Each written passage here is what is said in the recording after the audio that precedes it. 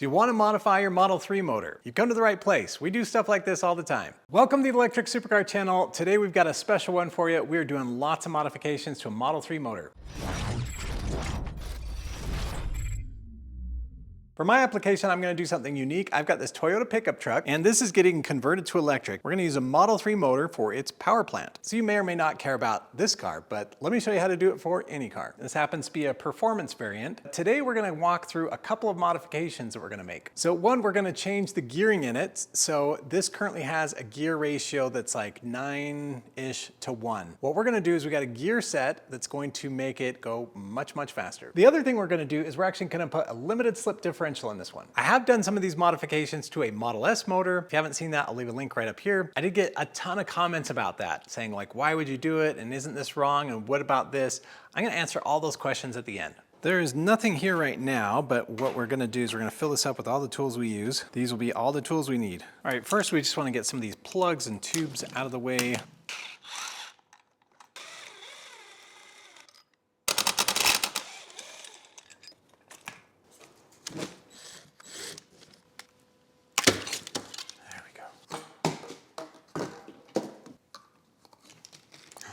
Oh.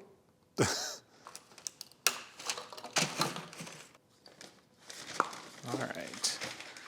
There's the wiring harness. All right, the other thing I'm going to do is drain the transmission fluid, or the oil, the gear oil. All right, we've got the motor in the air again. I've actually got it tilted down to help all the oil drain out. So I'm going to take this plug out, take the filter off, and then that bottom guy as well. Wow, that is very dark.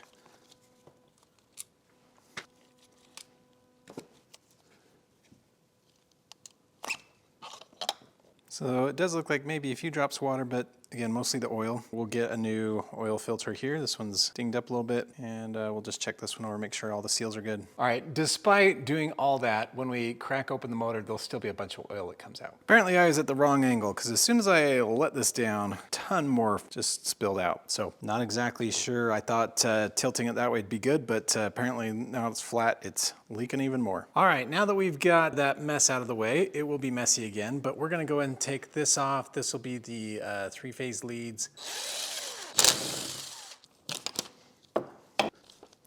So there's 3 of those, and each of those 10mm socket will get those off.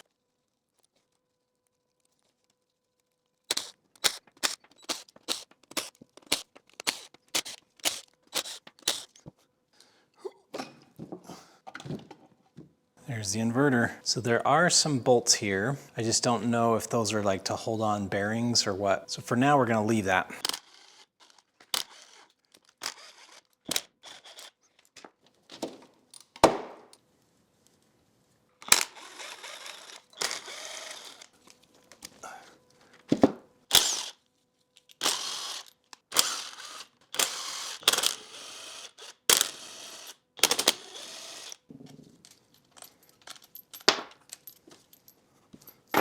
There are 2 more on the bottom that are kind of hard to get to. I could try and tilt it or something, but because I've got the engine hoist, I'm gonna use that one more time. We are getting ready to separate the motor halves. So on the Model S, it doesn't have any what I call pry slots. This has actually got a couple spots. Let's see if I can find one, but like right here, where you can actually get a tool in between and really pry it apart. There's one, a couple over here as well. So like, here's one. I think there's one down there too. So we'll go ahead and get this pried apart. All right. So we'll go ahead and get things out, but we need to swap out, this will be the differential here, and then we need to swap out some gears. So you can see some of the copper windings right through there. And then you've got your bus bars. All right, so here are the gears.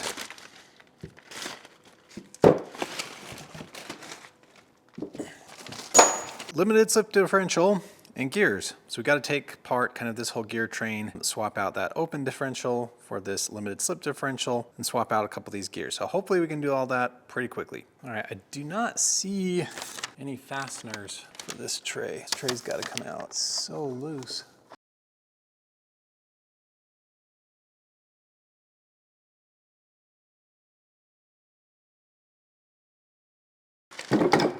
All right, you got it. Good job. Look at that. Oh my gosh, it came out so nicely. What a pain. But we got it. This guy's still got to come out, right? Is that, I got to figure out which gears I need to swap. It turns out that I'm going to have some challenges getting these bearings off. So this one looks like you get a bearing puller or something like that in. This other side though, not so much. So I don't see how to separate that one without pulling on the outer race, but we'll do the best we can. The other thing is I would love just to get new bearings. These are all SKF, but they are not available for sale. I've got essentially, I think 5 bearings I need to get off. So there's one top and bottom here. Both these have to come off, and at least one has to come off here to get this gear off. But both these bearings need to be transferred to that. That gear needs to go on here. So again, this one needs to come off and then back on. Then both those need to come off and go on there. So I might need to get some new tools. All right, here's the old gear. This is the new gear. So basically we need to take this, actually both bearings off, but beyond that, there's this guy that's on the inside.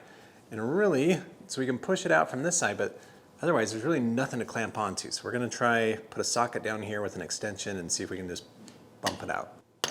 Huh, nice. Yeah, it's got a seal.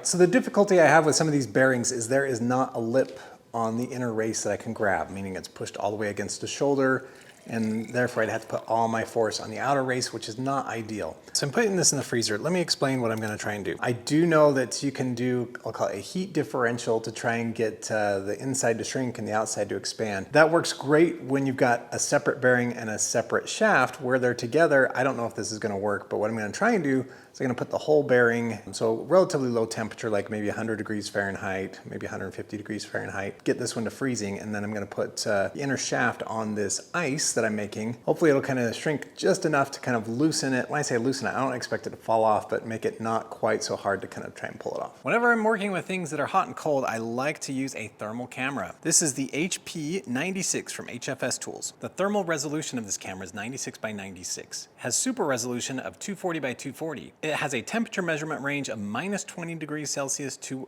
350 degrees Celsius. It actually has an LED work light and a 3.5-inch LCD touchscreen. All right, as you can see everything in the garage, all the temperatures and things. Basically, you push this button up here, kind of like a camera to capture an image. It'll capture that image, or you can actually hold it down and capture a video. Now we're capturing video, and you can kind of get all this, and it's got a USB-C that you can download everything to a computer. All right, so here's the plan with this one. I'm gonna put this one in the oven. When I get it out of the oven, I'm gonna put it here. Got things suspended so that this is only hitting the bearing, and it's got enough that it kind of contacts the inner one a little bit. So I'm gonna heat this up, put it here. I've got my ice going, so I'm gonna put it here, and we're gonna lower the lift, try and drive it out. There it goes. All right, so we got it pressed out. I don't know if the heat and cold made the difference, but definitely got it out, and I don't feel like I damaged anything. All right, so I did one bearing. I need to do this bearing, that bearing, and then those 2 bearings. So I think I'll try the same method, see if we have the same luck.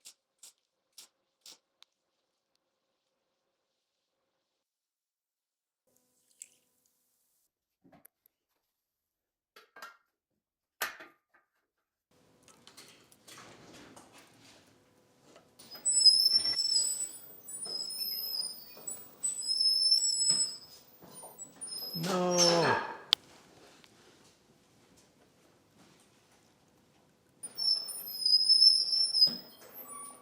Dang it. Yeah, I don't know if it's doing anything. Okay, well, one worked, the other one did not. All right, I got a bearing removal tool. It comes kind of like with this separator, as well as some extensions and a yoke. This will push down on the center, trying to pull the bearing up. We'll see if that works. Oh, worked. Not bad at all. All right, can you spot the gear? So it's been in here for maybe, I don't know, like a couple hours, but looks like we're still not all the way to where we could be.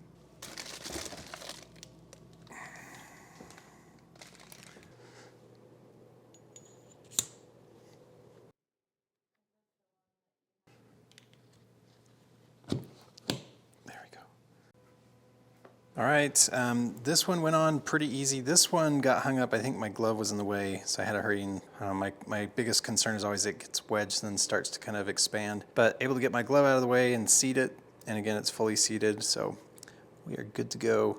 All right, I may or may not have put this bearing on upside down. In theory, they're the same, but there is kind of like a little, I don't know what you want to call it, like splash guard or something that needs to go the other direction.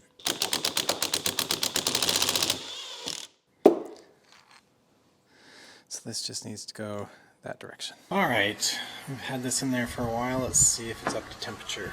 And here we are.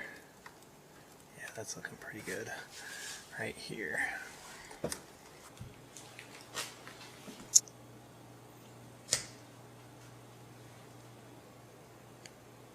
All right, so for this one, we've got some feet that can go under.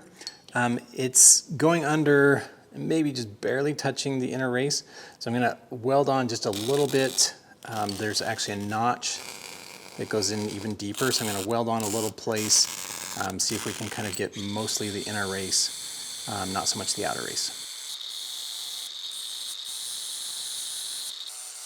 Added just, I'll call it a little toe. So let's weld it on there and kind of ground it to the shape I need it to be. If this works, I have graduated to a different welding level because, yeah, I just think it's gonna break off, but we'll see. So those newly welded pieces are going in there into a slot so it can contact the inner race and hopefully lift this up and out. Nice. All right, so again, these feet go into these notches like so that it can lift up on the inner race.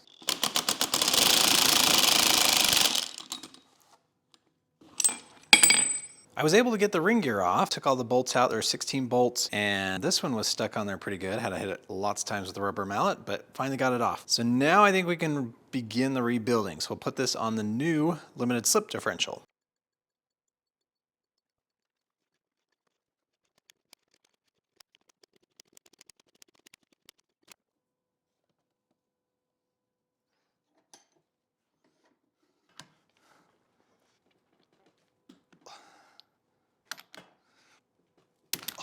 Whoa.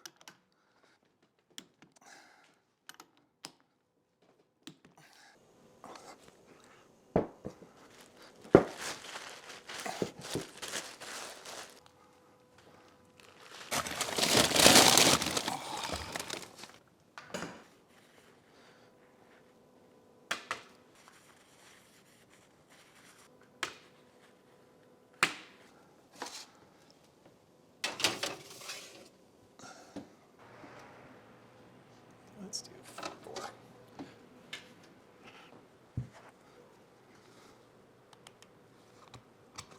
Yeah.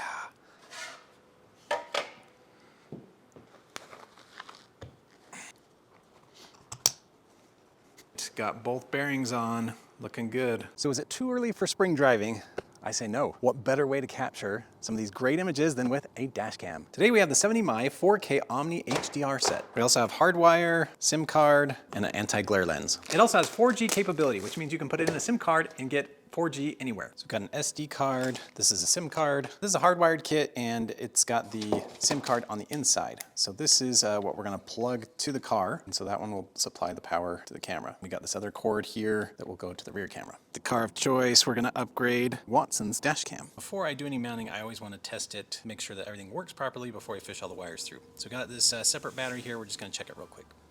All right, turned on. Hello, I am Max. Please use 70my app to bind the device. All right, so we're gonna go to the app. Add one. All right, it gave me the thumbs up. First we have to format the memory card. All right, we are live. So this is the new 4K Omni from 70my. It brings 4K clarity at 60 frames per second. This has the Sony Starvis IMX678 sensor. It also comes with 70my's Night Owl Vision, which enhances low light resolution. It also offers AI Motion Detection 2.0. This offers 4 security levels for tailored activity detection and reduced false triggers. The parking surveillance system also has Lumi Vision, which helps with nighttime parking surveillance. I am in a neighborhood. I'm testing the 4G feature. So this is where you can monitor your car even when you're really, really far away.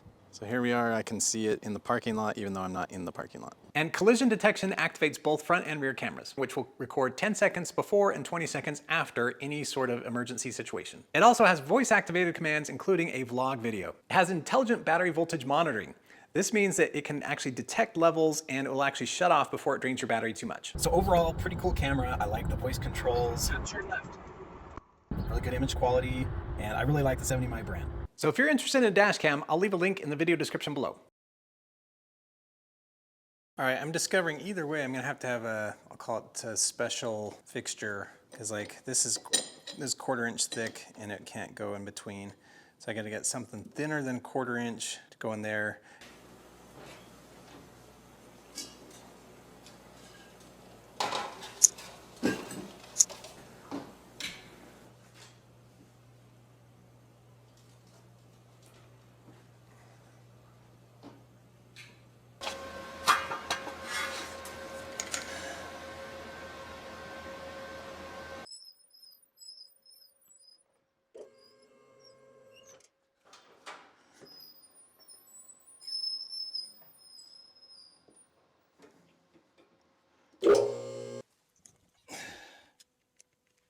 All right, so this is the last bearing we got to take out. We're going to use this guy. We can't fit him in while it's assembled, but I think if I disassemble it, we can get him in and then reassemble it.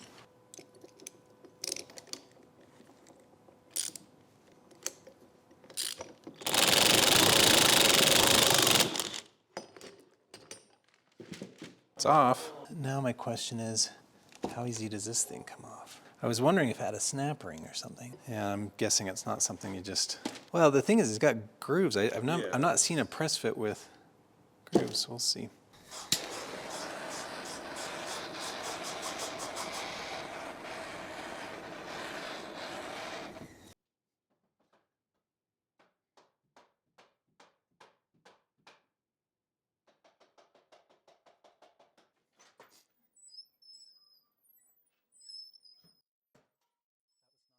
What I wanted. That was the propane.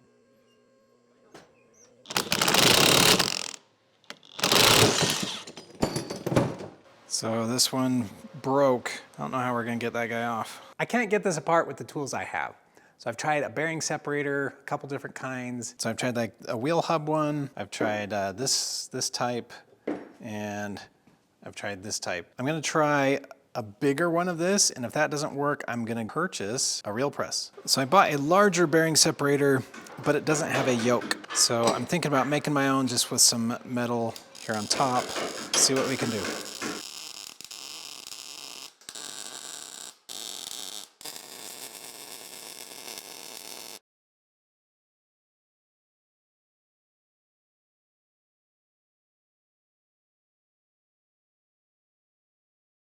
So I've kind of cobbled together a new yoke. So it's kind of the same operation as this. We've got kind of these rods on the sides that are in tension. This one's that's pushing down in the middle.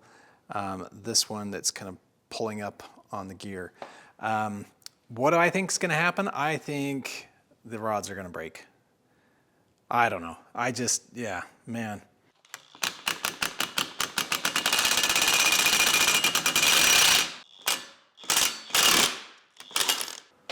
Just seemed like it was really bending.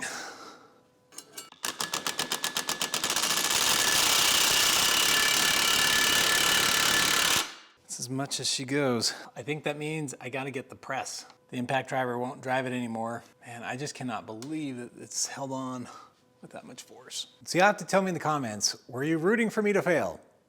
Because now I got a new press. So we went super fancy and got Harbor Freight. This is a 20-ton press though. So that is the next step for this gear that we can't get off, is use this press. Again, in theory, that's like what, 40,000 pounds? If 40,000 pounds can't get it off, yeah, I think we'll probably need to like just cut it off or something. Okay, we've got this all set up, ready to push. So in theory, we'll just push and it should separate. It's making noises, but I don't see anything moving.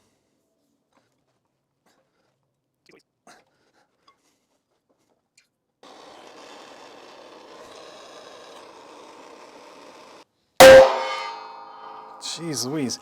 I saw it move, so I think it's going. It's just like, I cannot believe how stuck it is. Go! Move!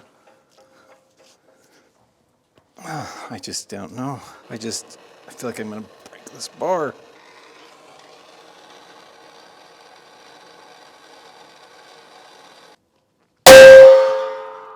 just scares me half to death. I am doing something, right? I'm not doing something stupid. I was finally able to get this gear off of here. Basically had to heat this one up with the torch, but again, at the max of the 20-ton press, it's just really on there. But it's off. So now we can put the other gear on. So we'll put this one in the freezer and we'll put the other gear in the oven. And this one we didn't need to take off, but it's off. And so we're gonna put this in the oven as well. So now that we've got the old gear off, we're getting the new gear on, and I'm trying to do everything so we can get it just right to be pressed on. I am gonna heat up the gear. I'm gonna probably do it more than the bearings because it's just metal. We'll still put the shaft in the freezer, but to push it on, we need something that will be over the shaft, so because it sits down a little bit because there's a bearing that has to go on over it. So the diameter, it's got to be what we're pushing with, like bigger than 1.5 inches. The place you push on the bearing has got to be like 2.5 inches or less.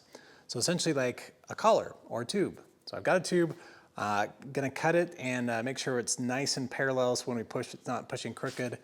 We'll do that real quick. So this nice thick steel tube. So again, it's less than 1.5 inches on the inside. It's right at 2.5 on the outside. So this will be great. The only problem is I did get a new bandsaw, but the blades broke. So I'm gonna have to cut this one the old-fashioned way, and of course it's gonna be exactly perfect. So I got this ground all flat within, I think 2 or 3 thou on all sides. So the thought is use this and then push down onto the gear.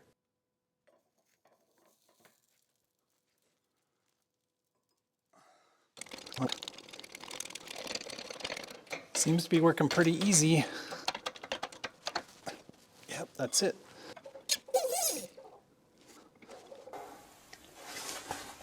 Take this away.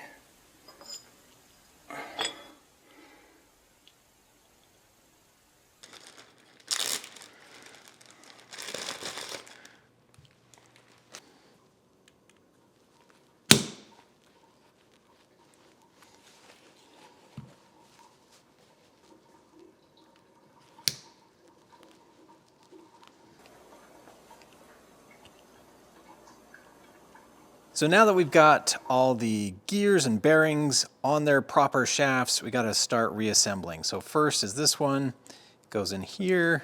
I just have to tap this one in place. So these two we kind of had to put on together and kind of nestle them down, and man, just the slightest misalignment makes it not want to sit down. But tap of a rubber mallet here and there, then all of a sudden it just kind of slid down. This one can come in next, and basically I just got a socket that could go on this inner shaft, not the race or anything, but just a couple whacks and that fell right into place as well. So we're gonna make sure everything's nice and clean before we put the top on. So that means cleaning this. This is a reusable gasket, making sure all the gears and things are nice and clean, no debris inside, and then we'll put the top on and start bolting things together.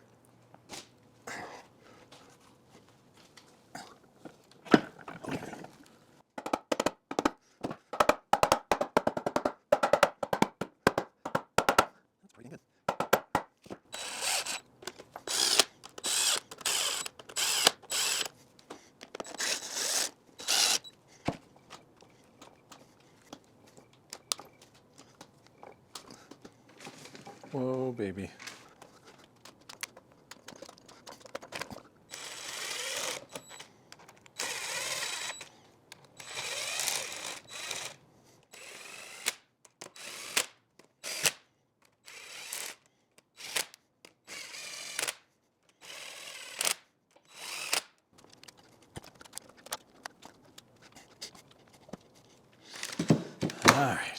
All right, next we're putting on the inverter. This one we did not need to take off. I was thinking maybe we did, but we're just gonna put this one back on.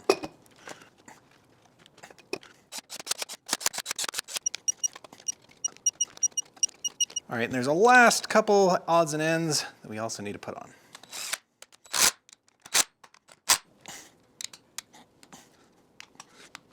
All right, and last we're gonna restore some of the electrical connections, put this plate back on, Got some coolant hoses and some other connectors.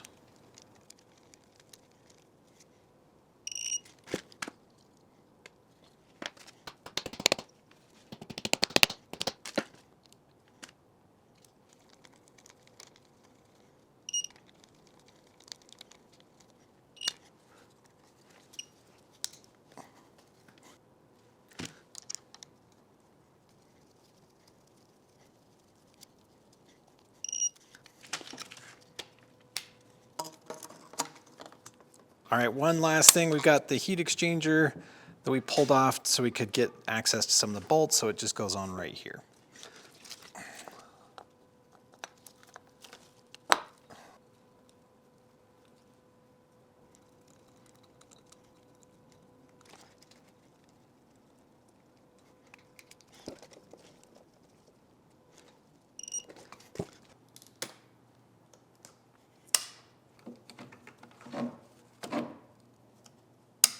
It's heavy, but it's nothing compared to the Model S. I'll have to get the exact numbers, but Model S is maybe like 300, 350 pounds. My guess is more like 150 pounds. So I'm gonna put on a new oil filter. I also have new O-rings for the oil pump. All right, so this is the oil pump, and when I was removing it, this one actually kind of separated a little bit, broke. So I did get a new seal for all three of these, as well as a new oil filter. Comes with a new drain plug. These are the three O-rings for this one. This is a new oil filter. And then we've obviously got the liters of oil that we need.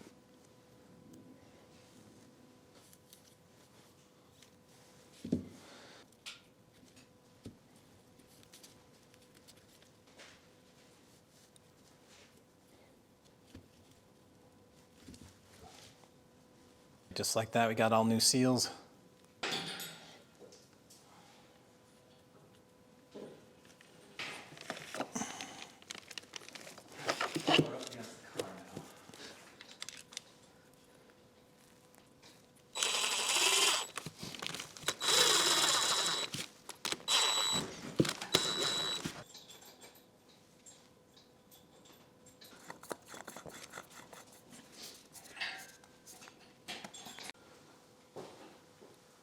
So one other thing I'll mention as I'm buttoning this up, if you're using this like an aftermarket application like I am, the shafts that go in here are actually the same for a Model S or a Model 3.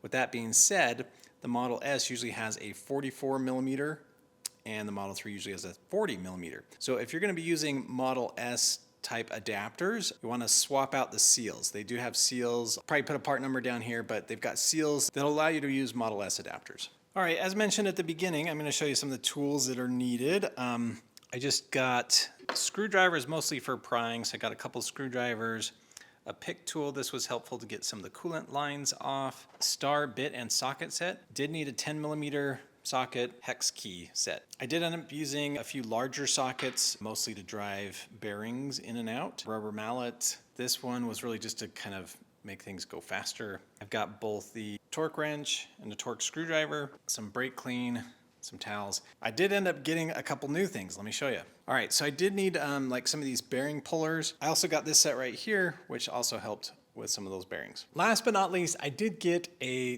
press. Now the shop has needed a press for a long time. If you watch the channel for any amount of time, you'll know that I use my car lift for a press. So this was long overdue, but yeah, I also got a press. We got it all done. We got all the swaps made and now we're ready to install it. But now I'm gonna get to some of those questions I know you've got. Some people said, is it gonna change the power? So a 300 horsepower motor is a 300 horsepower motor no matter what you do with the gearing. Hey, isn't this gonna change the torque? Absolutely, it's going to change the torque. You can think about it like a 10-speed bicycle. So when you're in the easiest gear and you're pedaling, it's pretty easy and you can climb up hills and things, but you get to a point where you just can't pedal any faster and you're only going like 10 miles an hour. On the other end of the spectrum, there's like the hardest gear. And if you're starting out on even flat ground, sometimes it can be hard to kind of get that to go. So what this gear set does is it changes the way the Model 3 is going to apply that power. So say the Model 3 is kind of like that easy gear, meaning it gets off the line really quick. It gets up to speed really quick, but maybe you want a higher top speed, right? It can only go like 120 miles per hour. If you needed it to go even faster, this gear set would allow you to go a lot faster. With that being said, it will probably launch a lot slower. So it depends on what you're looking for. So people say this will change the torque. So again, the motor torque is gonna stay the same. Throughout its RPMs, it's gonna deliver the same amount of power regardless.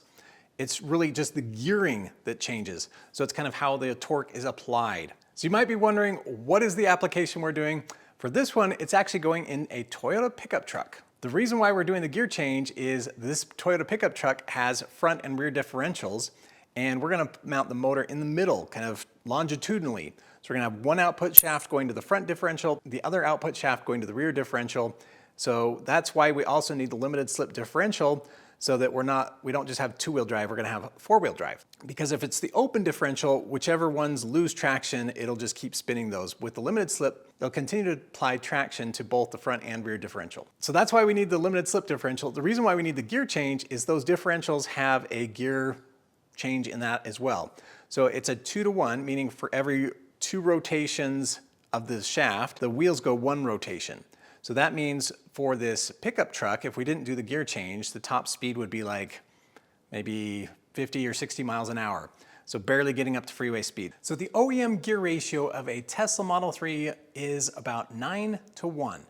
The gear ratio that we just put in is 3.54-to-1. That means this will spin the wheels 2.54 times faster. So again, a much, much higher top speed. The reason why I want to do this is the Toyota has a 2-to-1 gear ratio on the differentials, meaning if I was at max speed, I'd only be at like 80 miles an hour, and that's like flooring it all the time. Want to make sure we're not at the edge of capability just going to freeway speeds. Stay tuned. If you haven't already, please consider subscribing. We're gonna put this in a car and show you how it works. So if you think there's some things I missed, put some comments below. I'll try and address them all. Thanks for tuning in. See you next time. What's going on? So you want to fill this up with all the tools we use. I'll probably show at the beginning so it'll make me look good.